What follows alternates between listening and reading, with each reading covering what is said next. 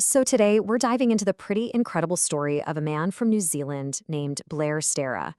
His life took a complete turn after a personal crisis set him on this really profound spiritual path.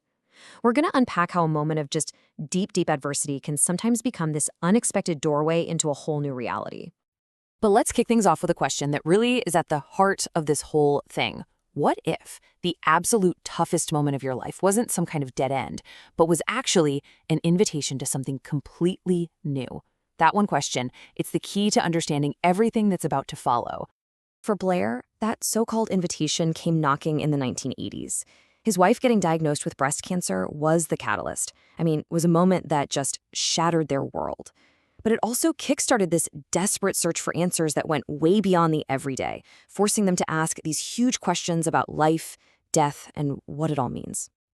But here's the thing. This wasn't some sudden, lightning bolt from the sky kind of moment. Nope.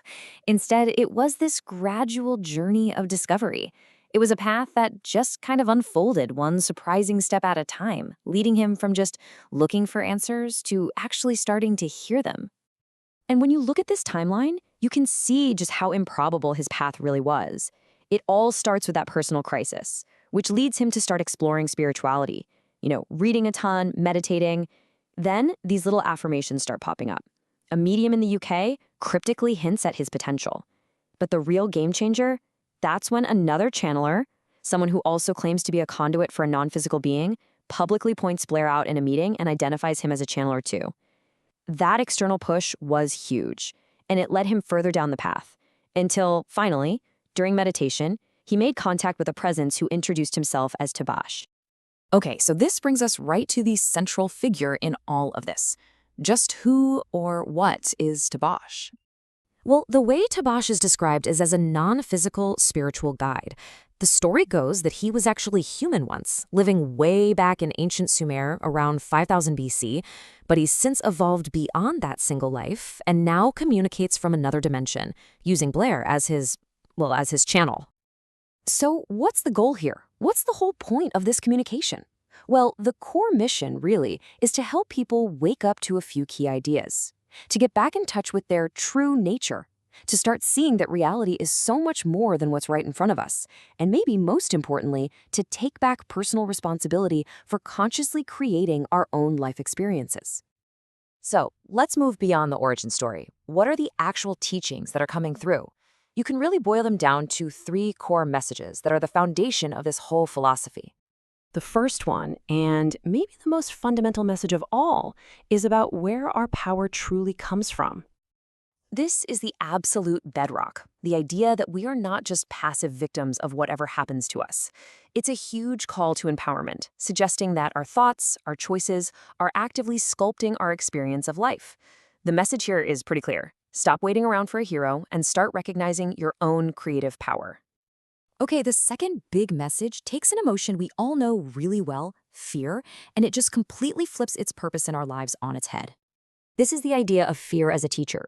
And just think about it for a second. For Blair to step into this work, he had to overcome incredible fear. Fear of public speaking, fear of being judged, fear of being called a total fraud.